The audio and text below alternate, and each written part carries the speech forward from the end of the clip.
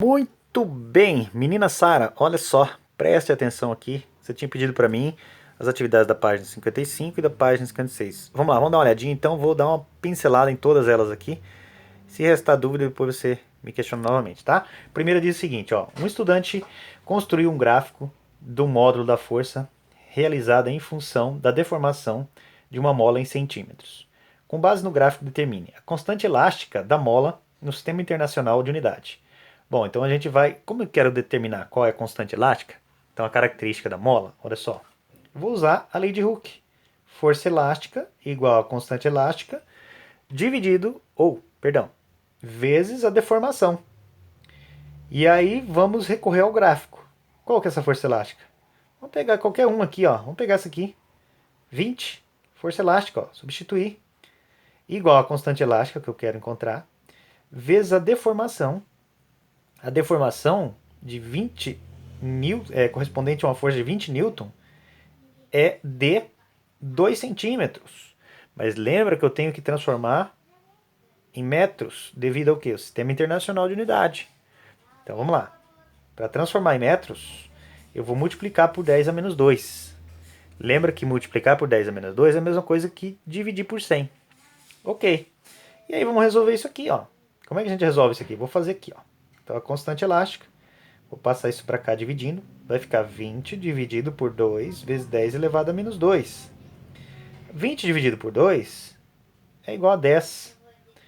Agora, aqui eu tenho uma divisão de potência de mesma base. Aqui em cima tem uma potência, não está aparecendo, mas tem. É 10 elevado a 0. Divisão de potência de mesma base, conserva a base, subtrai os expoentes. Então vai ficar 10 vezes 10 elevado a 2. 10 vezes 10 elevado a 2 é quanto? 10 a terceira. Então a constante elástica é de 1000 newton por metro. Na letra B, olha só, o trabalho é realizado pela força da mola.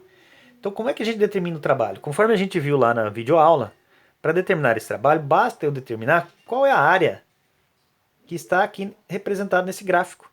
Porque sabemos que a área ela é numericamente igual ao trabalho dessa força.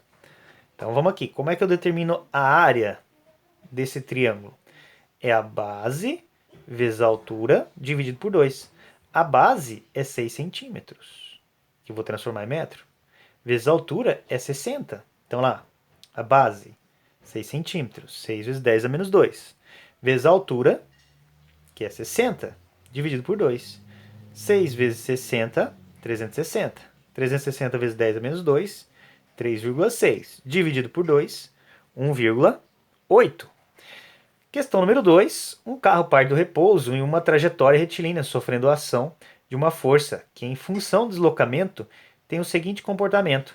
Então, aqui, ó, a força está em função do deslocamento. Então, essa força está aumentando conforme aumenta o deslocamento. Depois, a força fica constante, aumentando o deslocamento. Com base nesses dados, pode-se dizer que o trabalho realizado pela força F no deslocamento de 0 a 300 metros é de quanto?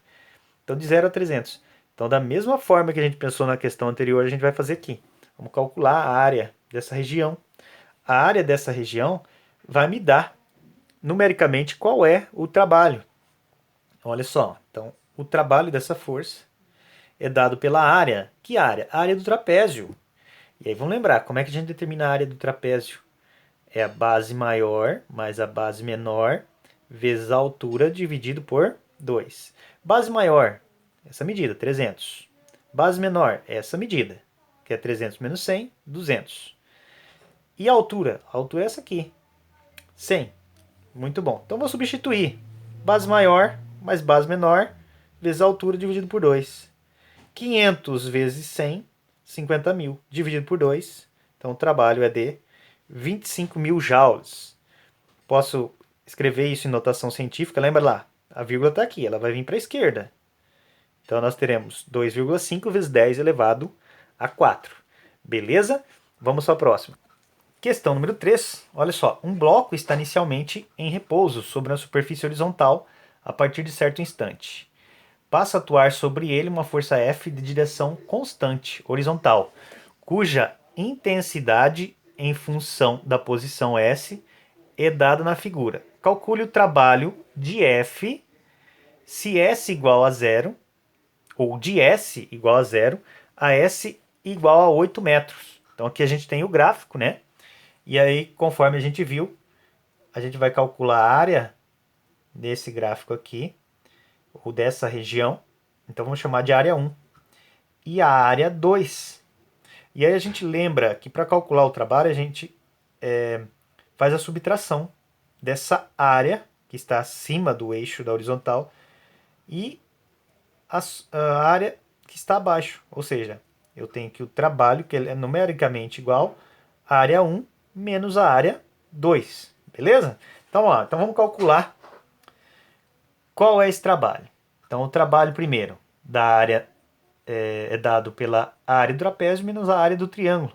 A área do trapézio, como a gente já viu, é base maior 4, mais base menor 2, vezes a altura é 20, dividido por 2, menos a área do triângulo. A área do triângulo é a base do triângulo vezes a altura dividido por 2. Então vamos lá. Base do triângulo. Então aqui a base do triângulo vai de 4 a 8. 4 a 8, então nós temos a base 4. E a altura? A altura é de 10. Essa é a altura do triângulo. Então 4 vezes 10 dividido por 2. Beleza? Então o trabalho é de 60 menos 20, ou seja, 40 joules. Um abraço. Beleza, Sarinha? Capricha aí, estuda aí. Tudo de bom para vocês. Fique com Deus.